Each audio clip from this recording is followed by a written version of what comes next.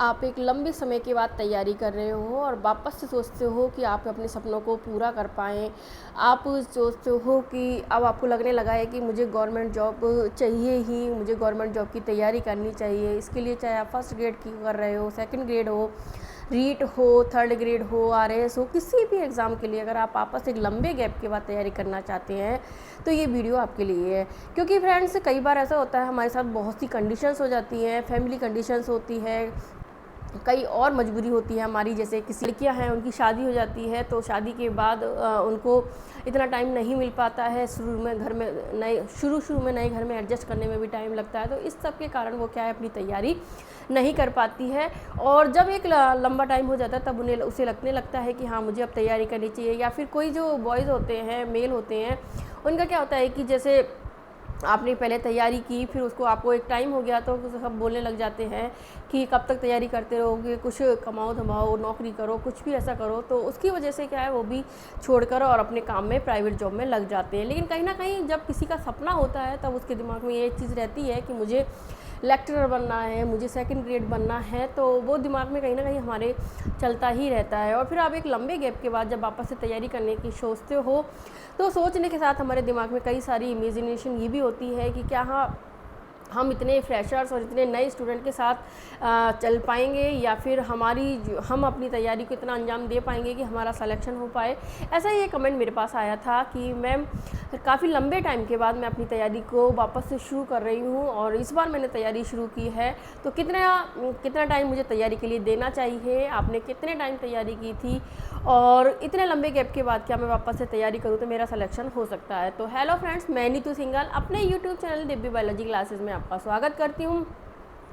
और आज की वीडियो में हम इसी टॉपिक पर बात करने वाले हैं। फ्रेंड्स ये देखें तो एक बहुत मोस्ट इम्पॉर्टेंट टॉपिक है कि आप एक लंबे गैप के बाद तैयारी करते हो तो क्या पॉसिबल है आपका सिलेक्शन हो सकता है।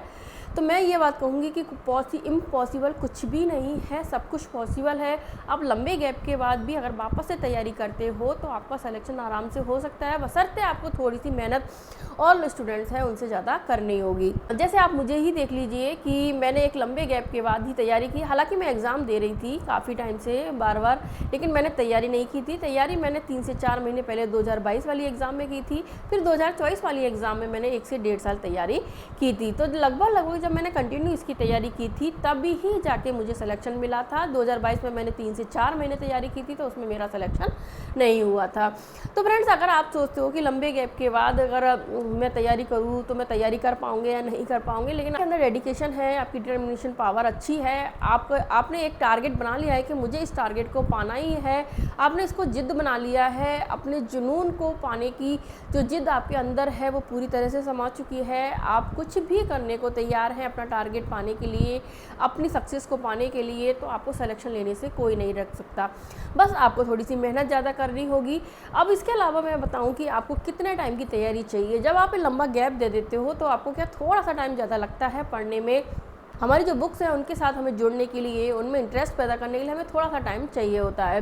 तो 1 से 1.5 साल की तैयारी आपको ज़रूर लगेगी। तैयारी अगर आप कंटिन्यू इससे करते हो, कंटिन्यूटी अगर आप रखते हो और आप निरंतरता के साथ, डिसिप्लिन के साथ अगर पूरी तैयारी करते हो तो आपको सिलेक्शन ज़रूर मिलता है। तो फ्रेंड्स, अगर मैं अब मेरी बात करूँ तो मैंने 2022 वाली एग्ज़ाम में मैं बता रही हूँ आपको 3 से 4 महीने तैयारी की थी।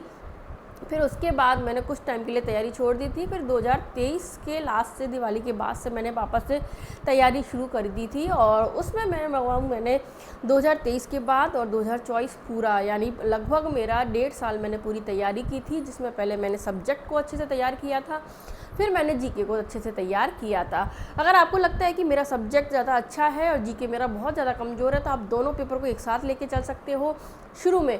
और अगर आपको ऐसा लगता है कि मैं सब्जेक्ट पे पहले कमांड अच्छे से कर लेती हूँ फिर जीके पे कर लूँगी या कर लूँगा, तो आप पहले सब्जेक्ट को अच्छे से तैयार कर लो। 3 से 4 महीने आप कंटिन्यू सब्जेक्ट को दे दो, फिर उसके बाद आप दोनों पेपर को एक साथ लेकर, सब्जेक्ट को और जीके को एक साथ लेकर अगर पढ़ोगे तो आपका सिलेक्शन ज़रूर होगा। अभी से शुरुआत करनी चाहिए अगर अगली वैकेंसी के लिए आप तैयारी कर रहे हो तो। फ्रेंड्स, ऐसा कुछ नहीं होता कि अगर आप एक लंबे गैप के बाद तैयारी कर रहे हो तो आपका सिलेक्शन नहीं होगा, ऐसा नहीं है।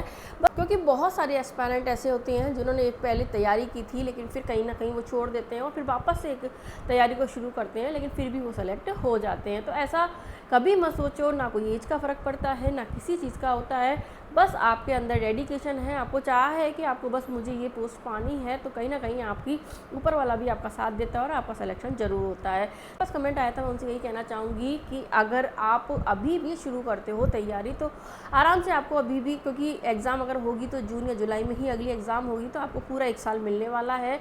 लेकिन अगर आप डेडिकेशन के साथ, निरंतरता के साथ आप तैयारी करते हो, आप मोबाइल, सोशल मीडिया इन सब से दूरी बनाकर रिलेटिव्स वगैरह से थोड़ा सा कम बातचीत करना, इन सब चीज़ों को ध्यान में रखते हो अगर तैयारी करते हो, और अगर 1 साल आप सब कुछ भूल कर तैयारी करोगे तो आपका सिलेक्शन ज़रूर हो जाएगा। क्योंकि गैप से कोई फ़र्क नहीं पड़ता, बस आपको थोड़े से एफर्ट है वो ज़्यादा लगाने होते हैं। क्योंकि एक लंबे गैप के बाद तैयारी करने में क्या होता है, हमें थोड़ा सा कंटिन्यूटी लाने में, हमें रिदम बनाने में थोड़ा सा टाइम लगता है। लेकिन जब हम किताबों से अपनी दोस्ती कर लेते हैं, किताबों को ही अपना सब कुछ मान लेते हैं, तब हम चाहे कितना भी लंबा गैप हो, हम किसी से पीछे नहीं रहते हैं। हम भी उसी तरह से तैयारी करते हैं जैसे कंटिन्यू स्टूडेंट कर रहे हैं। बस आपको 1 से 2 बार रिवाइज ज़्यादा करना है, 1 से 2 बार आपको थोड़ी सी स्ट्रेटजी के साथ पढ़ाई करनी है, आपको पुराने पेपर्स को देखकर पढ़ाई करनी है, ताकि आपको समझ में आए कि अभी क्या पैटर्न चल रहा है, क्या टॉपिक है जिस पर आप अच्छे से तैयारी कर सकते हो, कौन से टॉपिक हैं जिनको आपको अच्छे से ज़्यादा जोर दे के पढ़ना है।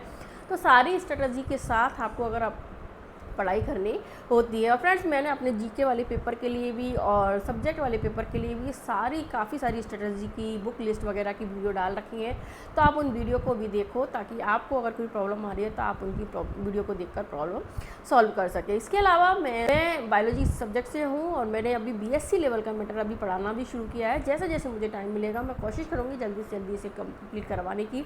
अगर आप सोचते हैं कि ये मेरे लिए इम्पॉसिबल है, तो कुछ भी ऐसा इम्पॉसिबल कुछ भी नहीं है, क्योंकि इम्पॉसिबल के अंदर ही आई एम पॉसिबल छुपा हुआ है।